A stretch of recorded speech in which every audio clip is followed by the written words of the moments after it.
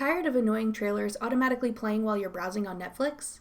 I'm Jessica from techboomers.com, and in this video, I'll be showing you how to disable autoplaying trailers on Netflix. Now let's get started.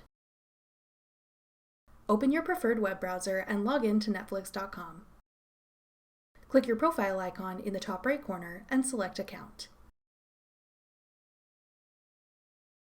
Scroll down and click on the profile you want to change this setting for.